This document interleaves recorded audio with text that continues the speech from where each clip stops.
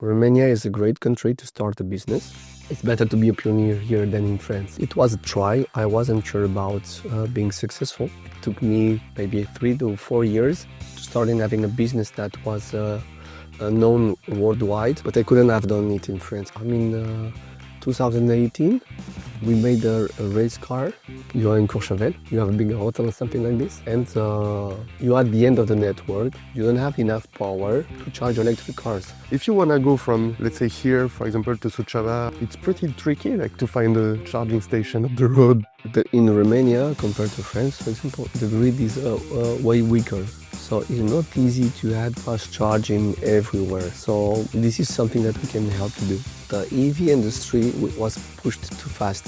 If you tell me what car you have, the year, the mileage, I can give you the stakes of it pretty easily. The behavior of the people doesn't impact the life of the battery. But the fast charge also doesn't help the battery degrades faster. The industry is not very ready for it.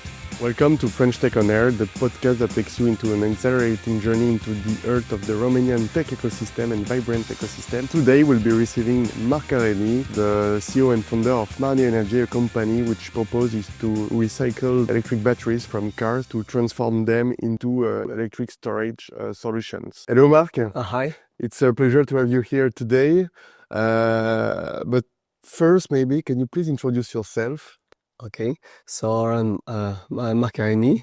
I'm coming from France. I'm born in Perpignan. I came in Romania actually 10 or 11 years ago. I kind of forgot. I used to work in construction, but I came to Romania and switched to my passion, which is it's electric cars and energy storage. How came the bridge between construction and then electric energy, let's say? It's very simple. Actually, I always loved everything into electricity and electric motors, but my dad and my uncle had a company in construction. So I tried to help them. I didn't want to follow them, but I wanted to fix the family issues, let's say. And when the work was done, I just quit, sold my dad's company, and moved to another life. Wow. Yeah. So it's 10 years since you have connections with Romania. What brought you here? What are your links to Romania now? So, how did it started as well in Romania? So, after quitting my job, I made a first trip in Africa, and my second plan was to have another trip in Eastern Europe, and I was looking for maybe a life more, how to say, more authentic, something like this. So I started from Belgium, and the end of my trip was in Făgăraș as a volunteer. I found a guy, which is Erwan Jolif, maybe you know him, he's a very interesting guy, through moving. And so I had a trip through Poland, Ukraine, Moldova, and Romania. I felt at home when I reached Romania, and I wanted to come back. And I came back, so I did my volunteer work here. I went back to France, and after 2 months I came back, and I stayed here. Okay, one part of the thing is that on the way I met the mother of my children. So I said, okay, let's see if something works, and I stayed here. Sure, she's a part of the. It strengthened the link right there with Romania. And so right now you're based in Romania, like full time, or it's more like a 50-50 between France and Romania? You know, when you work hard, like me, actually, I spend a lot of time abroad. So mainly France, Spain, also Belgium, and Romania. This year might be 50-50. Okay. Wow. But it's the first time like this. I used to spend more time in Romania, but now it's like friends called me back, and we had great products there. So I spent time in France, a lot of time in France too. But we are in 2024. This is Europe. It's really easy to travel from one country to the other. especially since Romania is, let's say, in Schengen for the airport, like it's a bit easier as well. So you had these, let's say, personal links to Romania. What led you to establish your business operations here, like in Romania, and how has this influenced like your entrepreneurial journey as well? So at the beginning, I started with the EV shop, and I started it as passion. I started converting cars. It wasn't. It was a try. I wasn't sure about being successful, but I figured out that Romania is a great country to start a business. And about cars, I mean everything related to cars. Pitești, the city where I am now, is dedicated to this industry because there is Dacia and all the automotive industry in Pitești. So that was the best place where to start for me. And then I think it's easy. It's a lot easier to start a business in Romania because first thing, I think it's a bit cheaper than in France. It was easier for me to find people to work with. So I heard a few people, and that was quite easy. We shared the same passion about cars and about doing things. And actually, I invested a lot of my time and the money that I had then. It took me maybe 3 to 4 years to start having a business that was known worldwide, and starting having being able to invest in other new projects and develop the business. I think I started very, very early, but I couldn't have done it in France. It would have been way too early and maybe too expensive. Is there as well, because like when it comes, I mean, to cars, to energy, to electric cars and stuff, a lot of, let's say, norms, European norms in France. I know, like in some businesses, in some fields, it's easier to start in Romania because, let's say, it's not the same, I wouldn't say standard, but requirements from the States in terms of norms. Was it an impact as well? Yeah. That's a great question, because the first car street legal was in 2017. I registered the car in Romania. Maybe it was before. I'm a bit okay. This may be the second car anyway.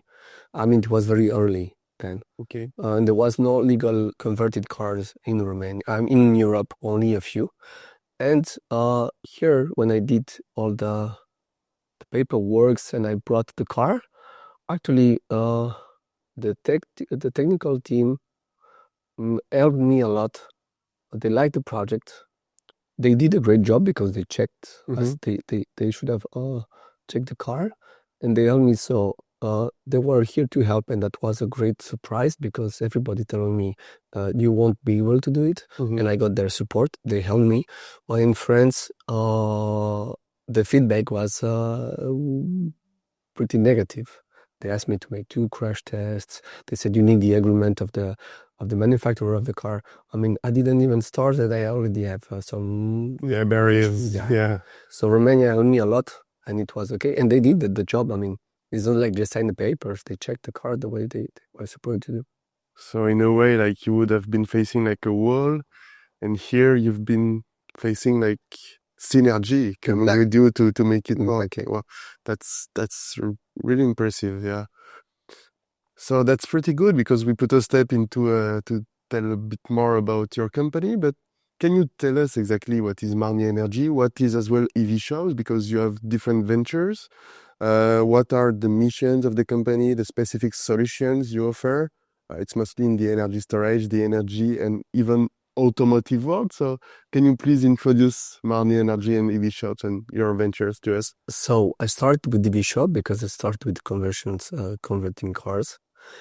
Because we're reusing a lot of second-hand parts from Tesla, drive units, motors, and battery packs. At one point, this solar systems business started to grow a lot. And because we knew how to use the batteries for the cars, we started integrating those batteries for energy storage systems. This we made the brand, which is Kit of Grid, which is still another one.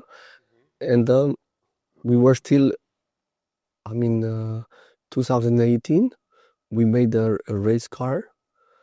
And to recharge the race car, we needed charging solutions.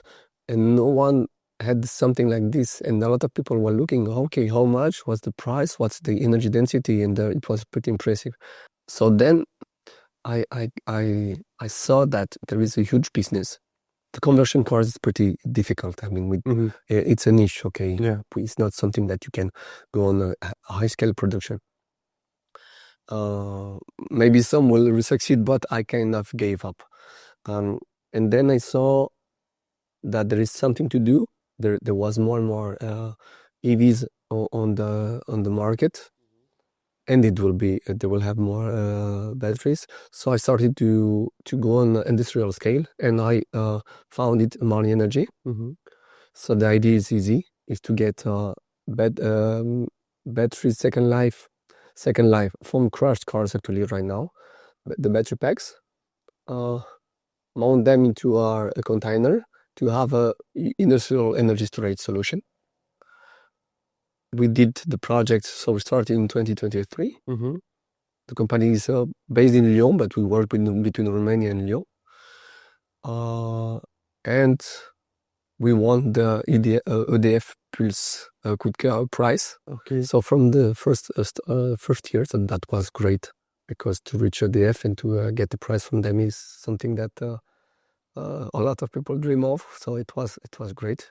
And they helped you after, like, you had the prize, but then they helped you into pursuing the company, yeah? So now, since we won this prize, we try to we are into their family, how they say, So we talk to EDF is huge. Yeah. It's 170,000 employees. So they have Enedis, Dalkia, so many, Just maybe a small parenthesis. EDF is the company in France which is the biggest provider for electricity, just us. Right. And I think in Europe it's still huge for Europe. So I think it's something like, I read 20% of the energy of Europe. It's huge. Well, so we're trying to connect with everybody from EDF and to bring our solutions where they need it. For example, Enedis. So I think they're about the network. And sometimes, let's say they have to work on your house or on over the full street, the entire street, and they have to shut down the network for a while. So we're working with them to say, while they shut down the street, we bring the container to provide energy to all the streets. So you have energy all the time, and they can do their work. This is one option.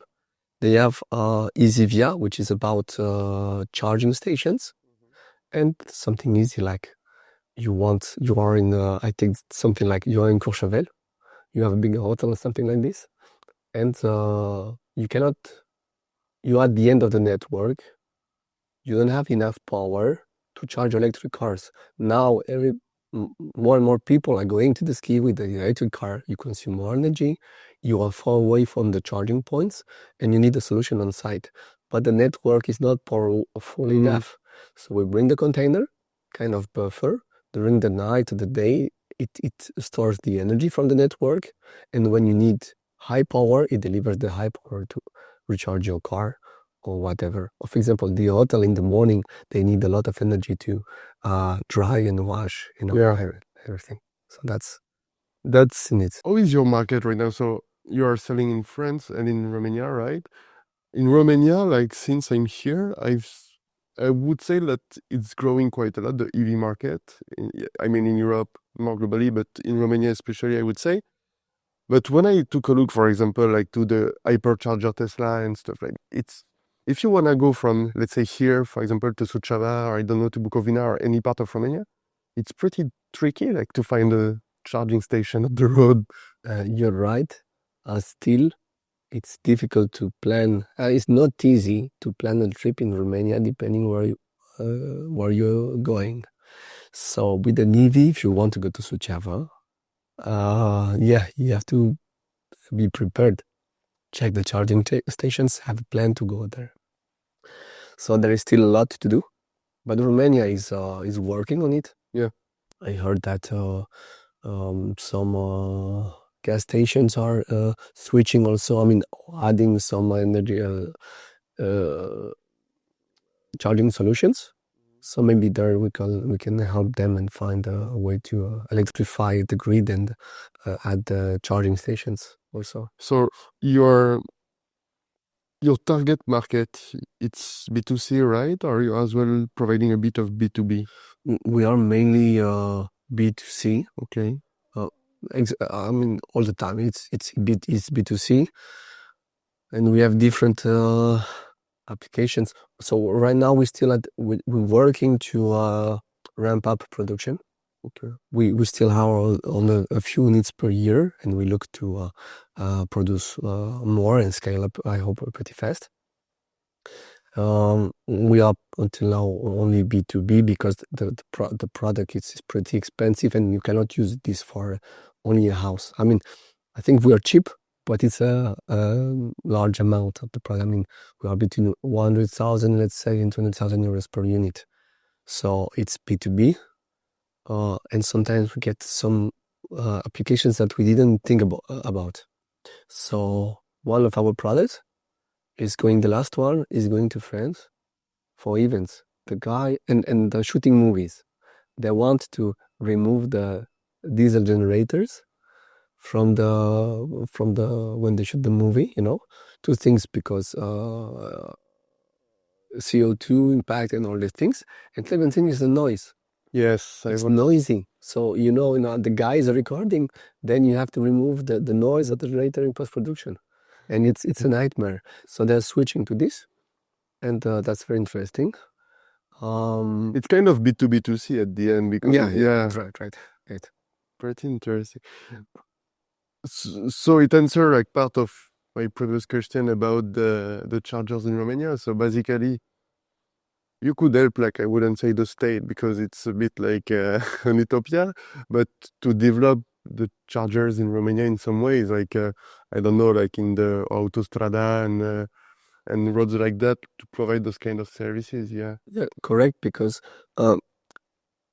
in Romania compared to France, for example, the grid is way weaker. So it's not easy to add fast charging everywhere. So this is something that we can help to do. Yeah.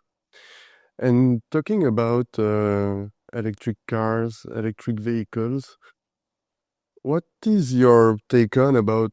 I feel like the market right now went huge in terms of electric cars sold worldwide, let's say. But right now, like, you have leasing companies that are starting to sell their Teslas, for example, because the main problem is the batteries. What is your take on that? How would you tackle those issues, let's say? What I think is that the EV industry was pushed too fast, and okay, we need more and more EVs, only EVs in a very short time, and we forgot a few things, So the network is one issue. The price of the electricity, right? So is not so interesting with a high electricity price, Especially in this period. yeah, exactly. So this trend of having an EV is kind of going down. Another thing is repairing the EVs. This is another issue. We're not ready for it. So repairing, fixing an EV, what's the future of the batteries? That's starting to be a problem. It wasn't 1 or 2 years ago, but now it's a problem. I mean, it's a difficult situation because we're not prepared. The mechanics are not prepared. The recycling, reusing industry is not prepared.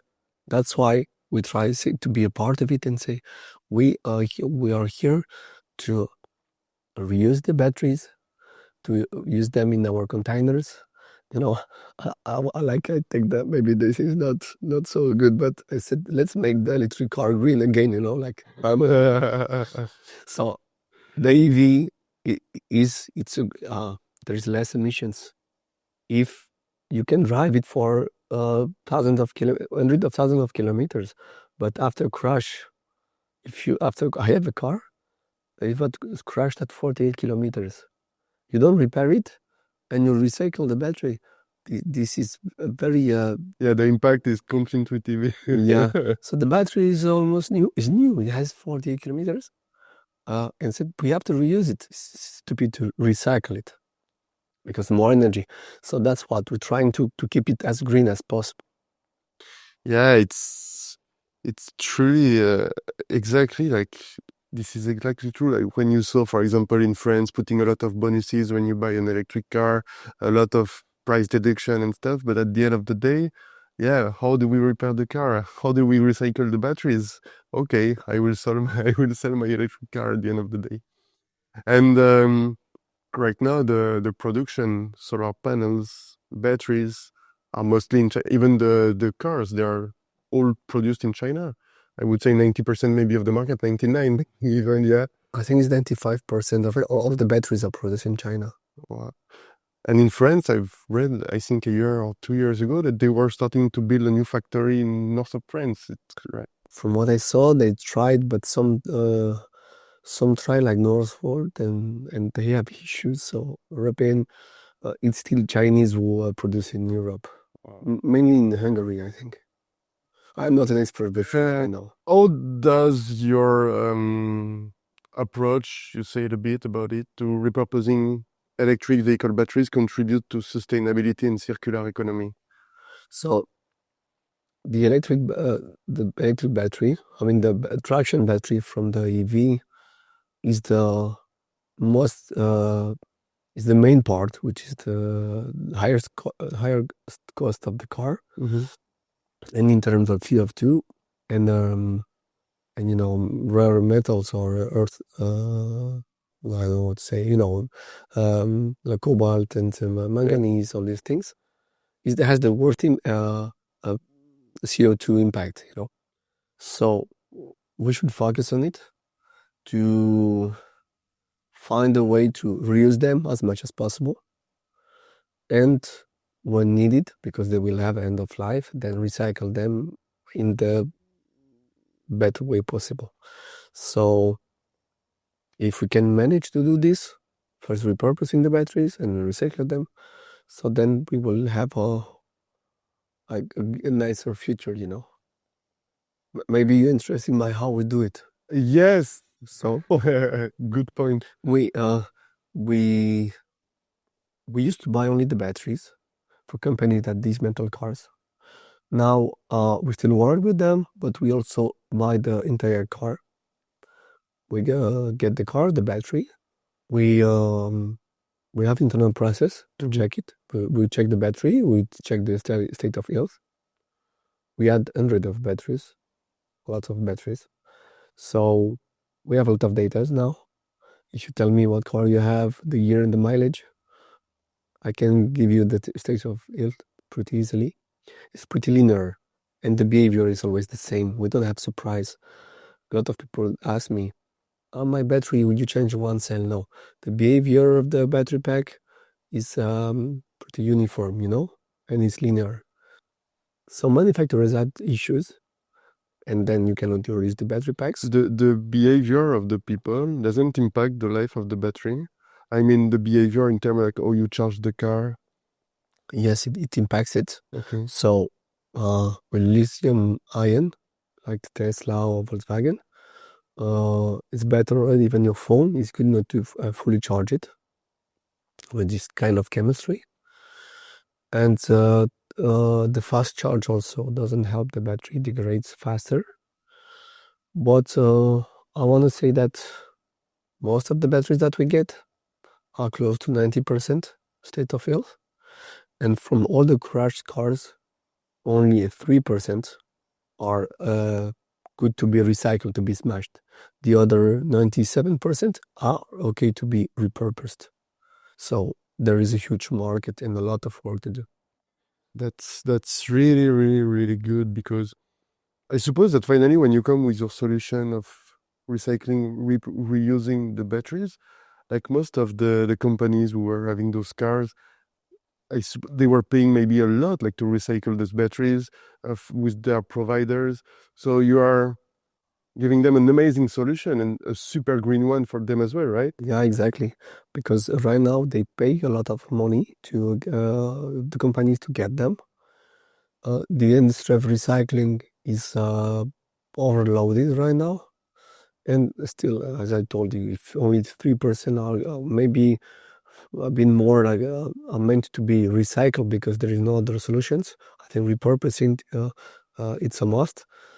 And I think some companies, I mean, at the European level, we started understanding that. And actually, last year, um, at the European Parliament, they voted directive to go for repurposing batteries. But the industry is not very ready for it. There is a few projects, but the market is so big and will be huge. Right now, there is 4.5 million EVs in Europe. So actually, it was last year. So yeah, it's a huge number of batteries right now. Yeah, and from the Market as well. yes, Yeah, yes. sorry. And back to business. What motivated you to set up your business in Romania as well? Because you are this link between France and Romania. France is a big market for EVs. I suppose they are a bit more advanced than Romania on this part. So what motivated you to set up your business in Romania? You are in Pitești. In Romania there is Dacia. Is there any link with this as well? It's about energy storage. With the cars, we developed the skills here. So, and all the manufacturing, we're starting having all the tools and the teams. So, of course, I kept all these manufacturing and mechanical skills here. And in France, we develop all the administrative parts, certification, papers needed, and yeah. So that's it from now. I mean, that's clear. It's easier to have a workforce in Romania, but it's good to have a office and do all the um, administrative part, legal certification, and a part of the know-how. We're still very good in France to all the software and hardware. Actually, I'm in kind of the middle because the hardware and software is partly made in Romania and France, but in Romania by French guys. So in my team, I'll have right now 2 other French engineers. Okay, so this is your job now. Yeah, but the bridge is and we discussed about maybe one advantage you had here regarding the certification and stuff about the electrification of cars. Is there other like challenges, advantages, benefits you have encountered while operating in Romania compared to France? Uh, can you The challenges or advantages you have, the pros and the cons operating in Romania compared to France? well, I think so. We did some uh,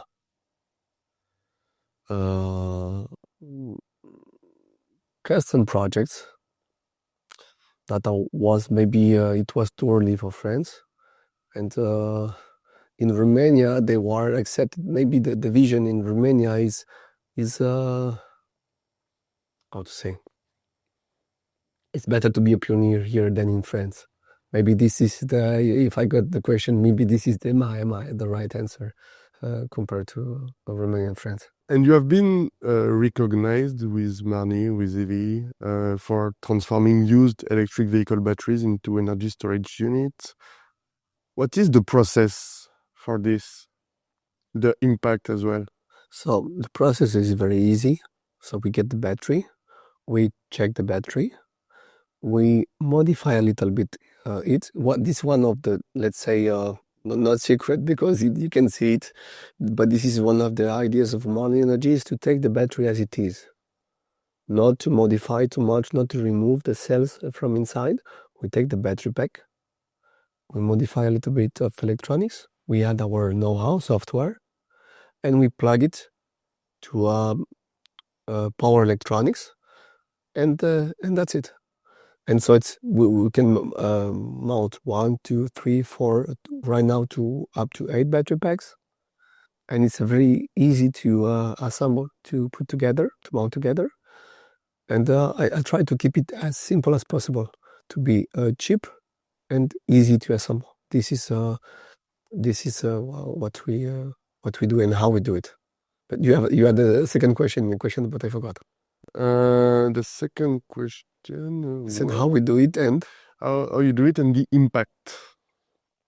yeah, the impact is, the idea is to have the minimum of workforce to repurpose the batteries. I mean, do repurpose a lot of batteries with the minimum of work. That's the idea. How long does it take? Like, I don't know, to this process you just explained. Now with my teams, I can check, reassemble a container in 2 weeks with this very small team. Wow. So yeah, to scale up, it should be easy, let's say, or not so difficult. But now we're trying to push to the sales, because we're still at the beginning of this kind of needs, and the customers are not very used to it, but they need it. I'm sure, I mean, I know. So we're pushing on the sales and the production in the same time. You have kind of a lot of lobbying for companies in progress, right? Yeah. Yeah, we're solving 2 problems. The first problem is, what do we do with the EV batteries? And the second problem is, how do we store all this energy? Because now we're pushing for solar panels and everything.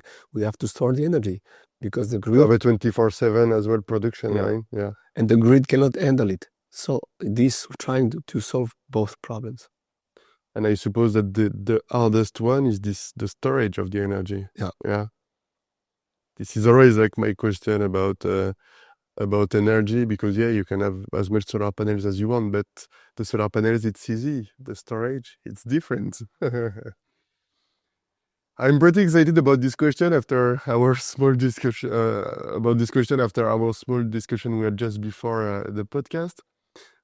The notable projects and collaborations you had until now in Romania, in France. Just told me you have something coming in France. So can you please tell us a bit more after this teasing?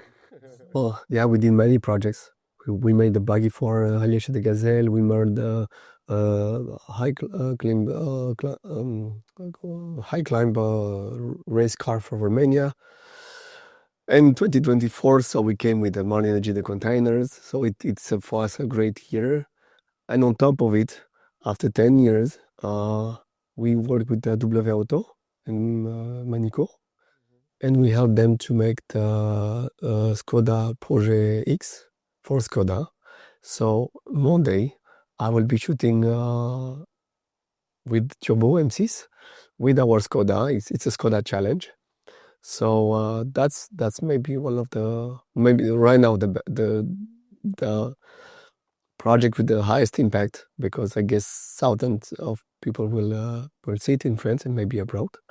So yeah, this is the next project. So we will be shooting Monday and Tuesday, and if everything is going okay, you will see the car in 10 days on M6. Turbo is a French TV show specialized in cars.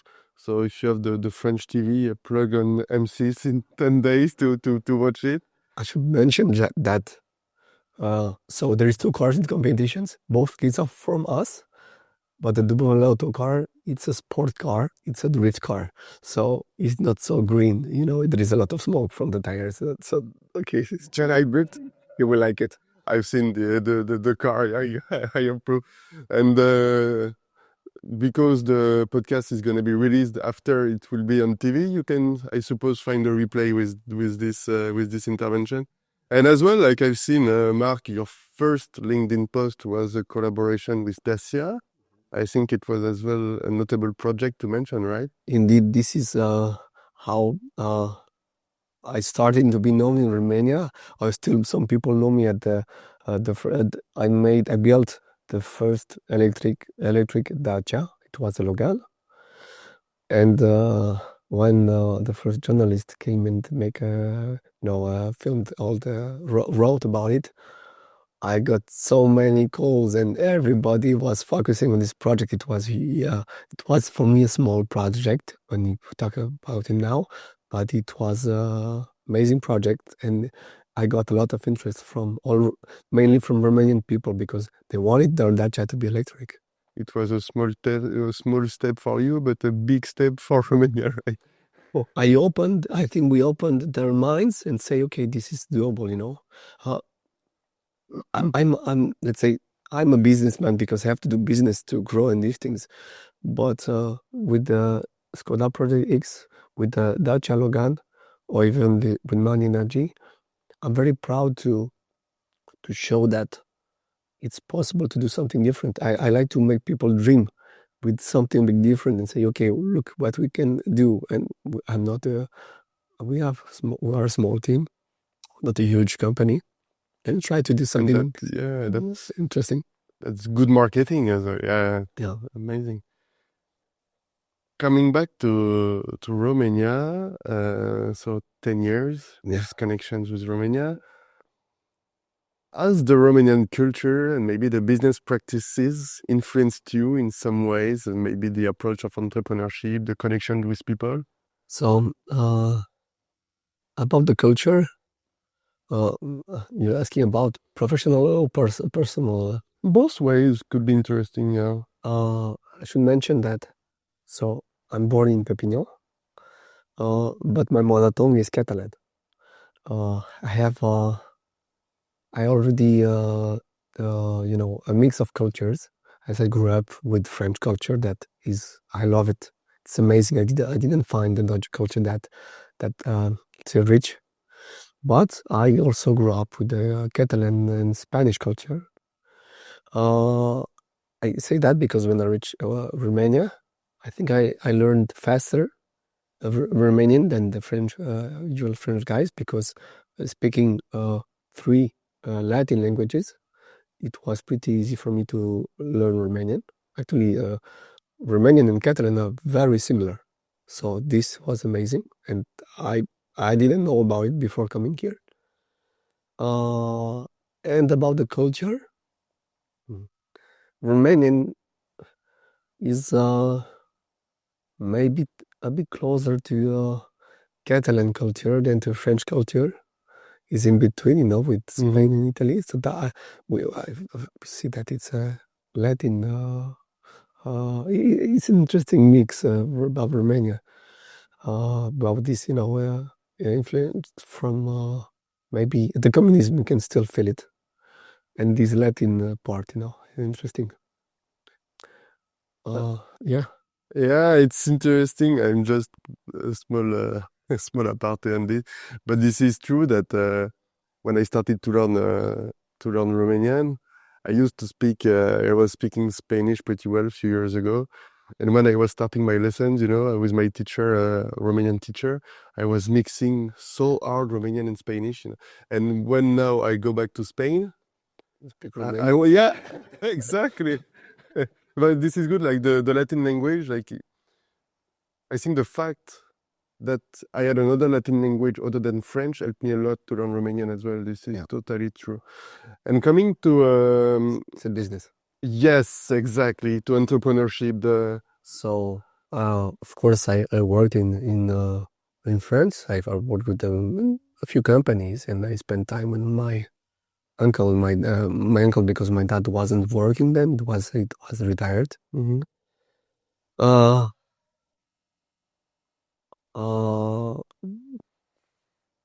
there is many differences between Romania and France in terms of business and the culture, how we see the job. To be honest, maybe if some Romanians won't like it, French people, we in front is the work, our job. Doesn't matter if we're losing money, if the thing is we have to do, not for the customers, of course. We know we take care of a lot of the customer, but we think about what we do. The job has to be done the right way. In Romania, sometimes it's more about making money, and then if the job, a lot of people of companies say, okay, we're now losing money, we give up. No. Sometimes you make money, sometimes you lose. But we French people, we are used to. It's something that I taught to my teams is this. Sometimes they were scared, we're losing money. This time we're losing money, but we do the job anyway. This is one of the culture. To be more resilient. Yeah. I don't want to blame Romanian people. Maybe some won't like this idea, but maybe we learn to each other and say, okay, this is the way they try to do it. But I think it's evolving in the good way. I suppose you've seen it in 10 years as well. Like you have more and more entrepreneurs in Romania. So it means that there are more and more people eager to take risks.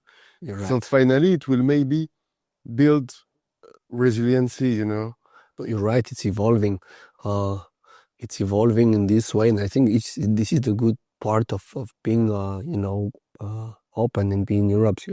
The idea is you take the best from everybody. I think this is pretty important. And I think the best example about this resilience is just Romania itself. Like before 20 years ago, everybody was leaving Romania to work abroad. So Romania lost a lot of inhabitants. If you see now, it's increasing back. So meaning that the grass is not that green outside of Romania. So let's try to do something locally, Romania has a huge potential. I think it's a great place to start a business. There is no big, let's say, big risk. It's like everything. If you make it right, you will be successful. But it's easier to start a business here. You will come to my next question. When I see, what lessons you learned here, right? About from your experience here, like that have shaped maybe you as a man, but your business strategies as well. Doing business in Romania is tough. You have to be very strong because Romanian people, they are they go straight to the point. You see, I said about how they see the work, and I was kind of blaming Romania, but that's the other way. In France, we most of the time we dream. We have a good idea. Everything everything is solved. Like you have an idea, that's good. I'm gonna start my business, and I'm gonna be rich. But here in Romania, I learned how to be pragmatic. Yeah. The guy said, that's my idea, and the guy started. Okay, how much? What's the price? How can you do it? And I said, this doesn't matter. I was saying in the French way. It's like, how it doesn't matter? If it's expensive, you won't succeed. If you cannot do it, if you need too much money, you won't succeed. And I started to be more realistic. And this I learned here in Romania. I used to dream maybe too much. And a lot of companies that I work with in Romania, they do this mistake. And this I learned here. So, this is due to Romanian business way of life, which is maybe more, I would say, more straight to goal, and I like it. Yeah, it's more a culture of man life, figures doesn't. Exactly. And that's an interesting lesson, yeah. That may be what makes me successful regarding I try to work with everybody. This is very difficult in Romania, but I helped many companies in France. Some raise a lot of money, and because they don't have this, they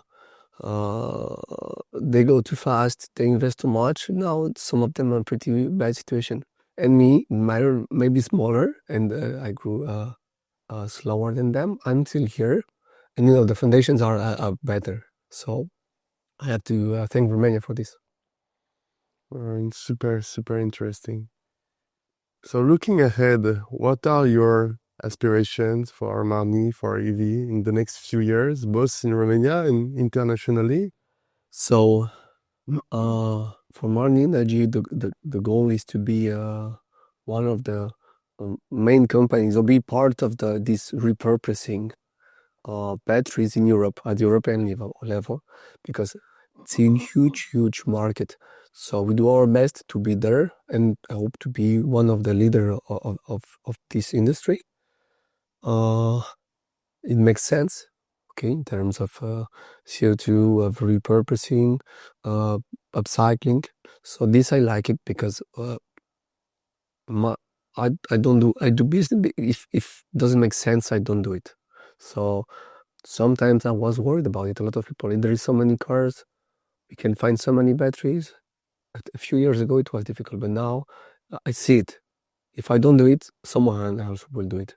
So in a way, I want to be money part of it. I hope to be one of the main actors. That's one of the goals of the company. And still, something that pushes me farther is to have new projects, new ideas, come with something pretty different. And I like a bit of adrenaline, you know.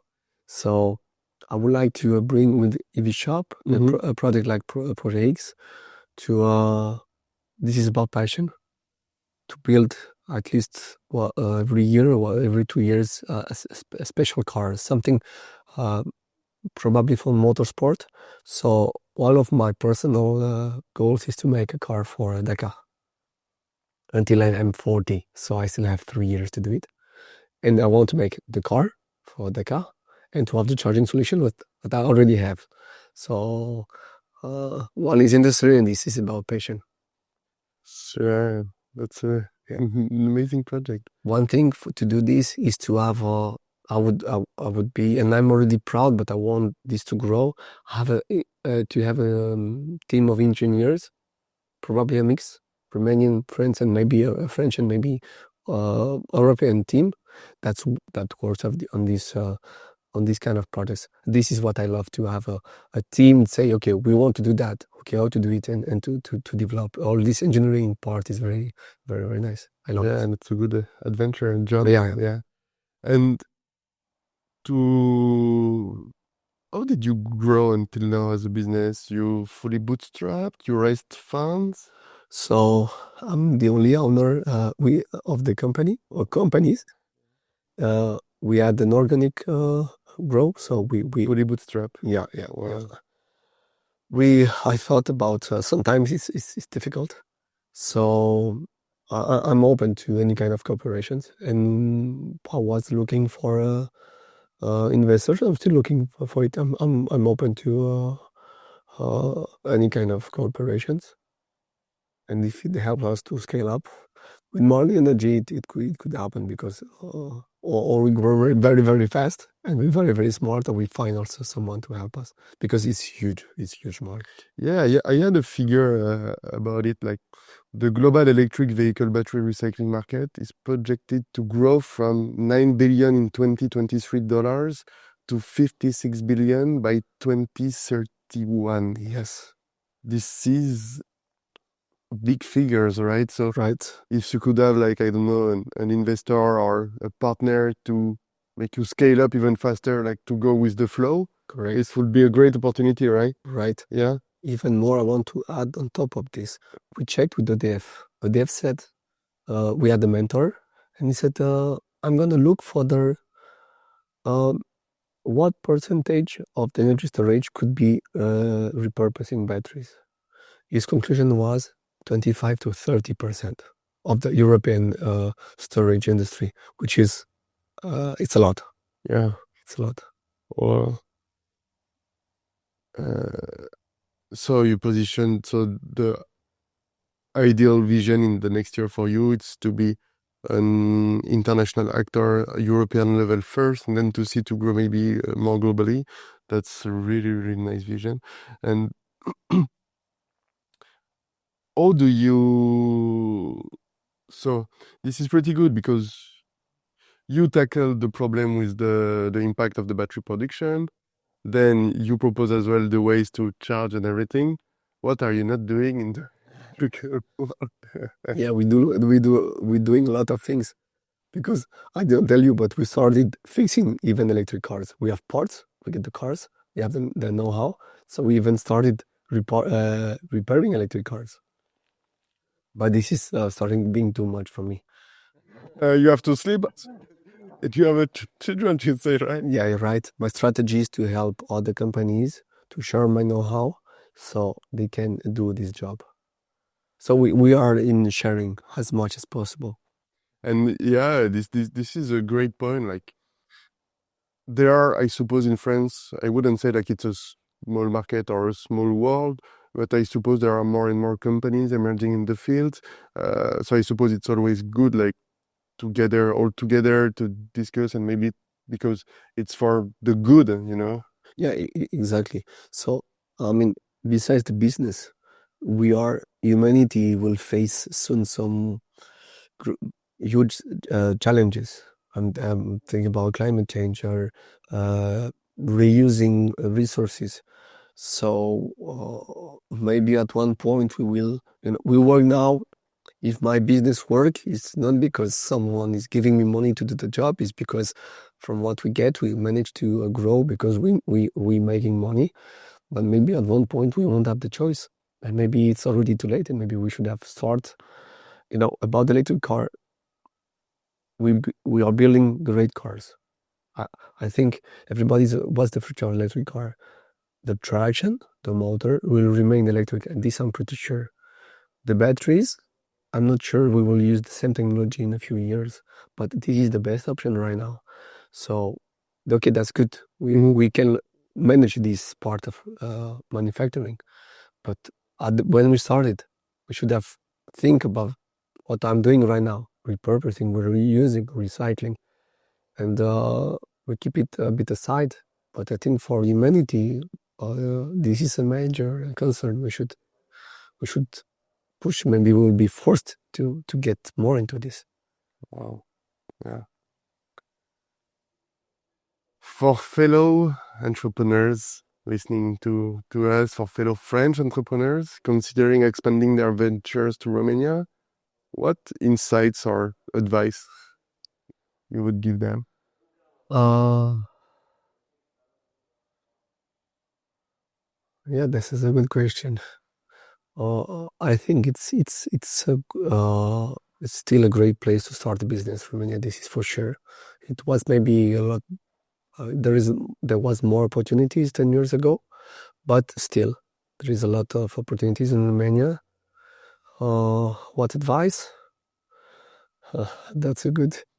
No, I think they need if you want to start something in Romania and you don't know nothing about Romania, is to try to find a kind of network, some people that are already here, maybe like from us or French community here, and start with a bit of network, because this is the best way to settle as in a short time and the right way in terms of location, workforce maybe, and everything, logistics.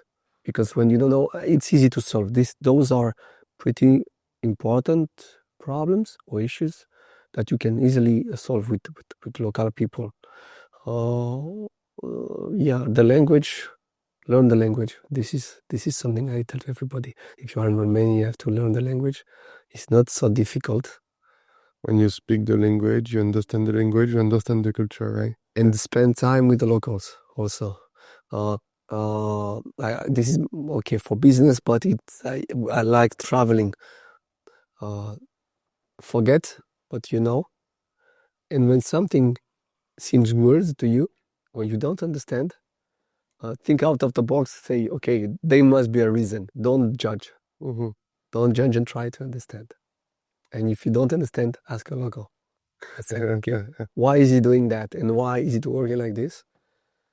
And with the Romanian administration, take your time. Be patient. That's okay.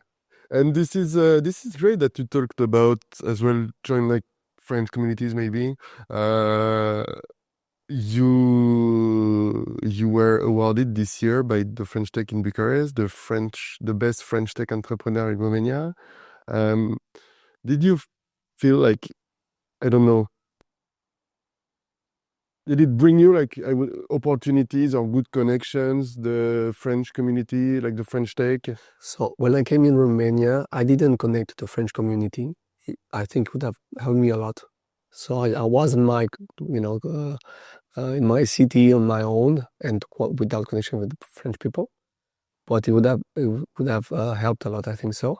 And now since the award, I got very great connections, very, very with people sharing same values, with some opportunities of new business. It's really a uh, great perspective with this. And I feel it is easier in Romania to build connections, And what I love about connections here is that it's genuine, with people.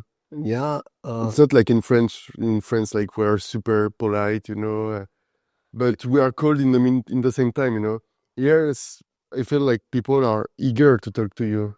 you're right. That's what I said, that Romania is like, from cultural point of view, closer to Spain or France, Yeah, something to understand who's coming from Romania. Oh, sorry.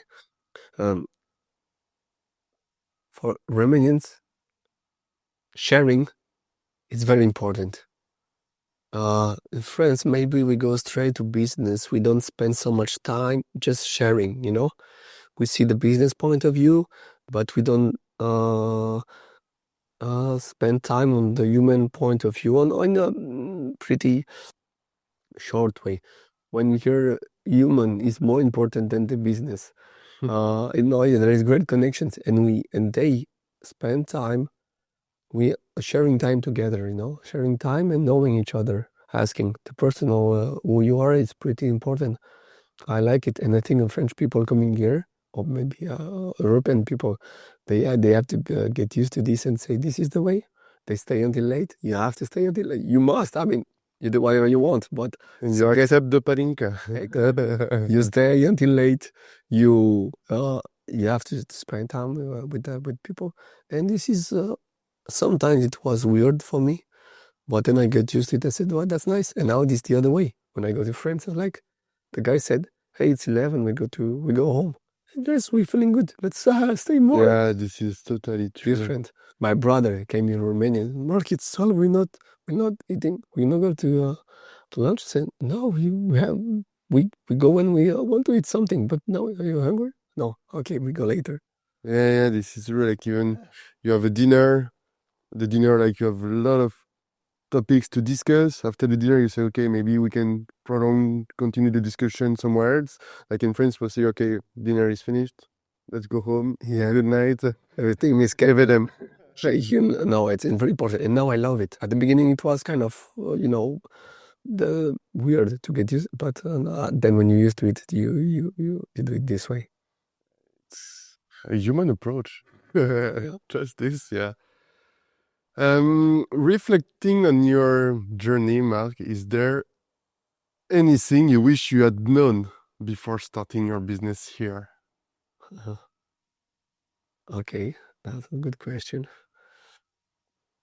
But before Like the Marc 10 years ago, what would you give him like to know before coming? uh, I think I missed a lot of opportunities. Yeah. Yes. Because I didn't have the good network.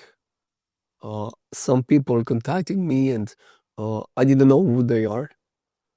And there was business opportunities that I gave to others, which is not bad. Someone took my place, but I opened the door, but someone else got through it. I didn't know about network. I should have think about the network, Romanian, French, European network more.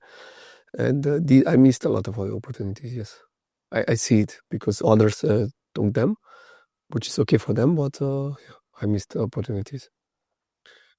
We learn all our life long, so it's a good lesson as well, right? We are almost coming to the end, Marc. On a personal note, what aspects of Romanian culture or experiences have you particularly enjoyed here in the last 10 years? I like this, I would say, authentic part of Romanians about this way of sharing, which is very important. When I reached Romania, I was with students because I was 20. Oh yeah, first time I was 25, 26, and I studied with the students in Bucharest. Different, very different way of life as being a student in France, and I like the way they interact. I like the way this warm part, about helping each other, and that was what I was looking for when I came as a volunteer. Yeah, and I love it. I love it. What is your favorite city in Romania?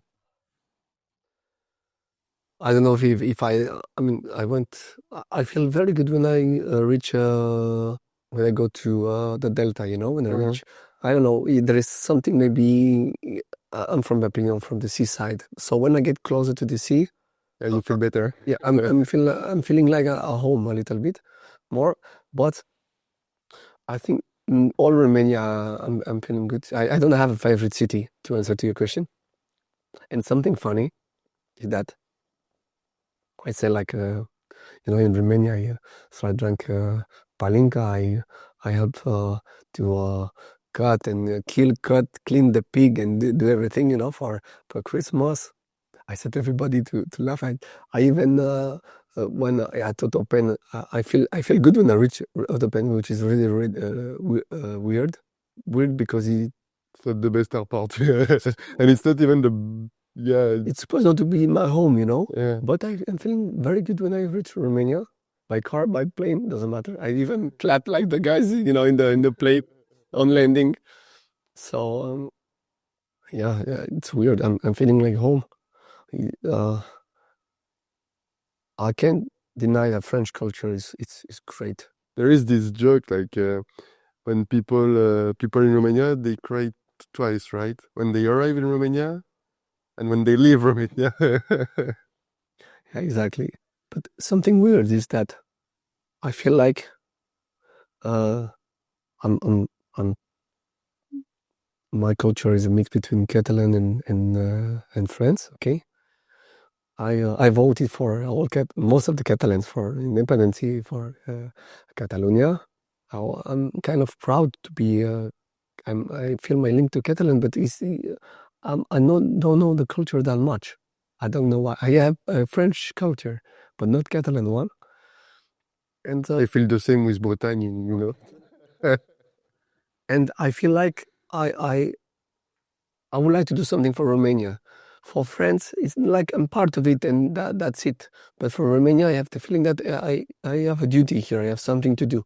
And I feel like if I would have to choose a flag, Catalan, Romanian, or French, maybe I would choose the Romanian flag. But what suits me is European. This is something. Yeah. And that's weird because I feel like I have a duty. Regarding Romania, I have a duty. But okay, now maybe in 30 years we will see ourselves are Europeans. Like the African, I have a lot of African friends. They don't say us from Senegal, us from Mali. They say we are Africans. Maybe we should say we are Europeans first. And it makes sense for me when someone will say, "What are you?" And they say, I said, "I'm from Earth," and the guy laughs at me.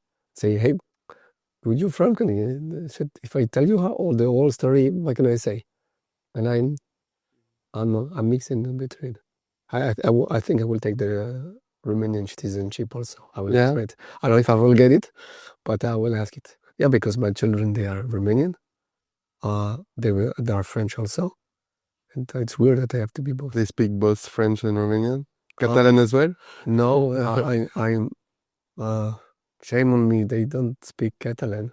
But I hope they will study in Barcelona because I think it's a great city to study, or maybe in France. And I hope they will learn Catalan. It's very important to try to keep the culture. Yeah. I didn't manage a bit of French. I'm trying to give them a bit of French culture, with French movies. Try to show them Louis de Funès and whatever French Yeah, music. yeah. Edith Piaf, they know. My daughter, she loves it. But that's it. And maybe in 50 years or 100, we will say, we are from Earth. And we will forgot about Europe. And yeah. Yeah, it will depends of the elections coming in several countries. I think these different soul cultures and how we see ourselves is very important because we are, the war is just next to us and it's cousins or brothers fighting, which is, I think, is very stupid. Yeah, So terrible. I have to tell this, I'm multicultural and this is normal. We are differences, but this is the future. Totally. And more because I'm a bit younger than you. When I see my cousins that are a bit younger than me, I'm 26 right now. More and more like students want to live abroad. Me, I moved there 3 years ago. And when my cousins are living in different countries, it's super impressive to see this wave, of, I wouldn't say diversity, but curiosity to move worldwide. And I think it's pretty good in terms of cultural enrichment, because you come back to France, you have this open mind, which is super important because we all have this, I would say, way to be our head in the bike, just looking at the road, but we don't see what is around, and even when you are discussing with like French expats here, like I'm discussing with you, you see that the fact that you've been living in another country, you've seen different cultures, finally you seem to be more interested regarding people, like more this human side, which is super important when you see what is happening worldwide, right now. It opens your mind, you learn about the others, and you learn a lot about yourself also. And this is my African friends say, who didn't travel, that doesn't know nothing about life. I mean, they have a saying, but I forgot it. And yeah, it's very important to travel and to see different cultures.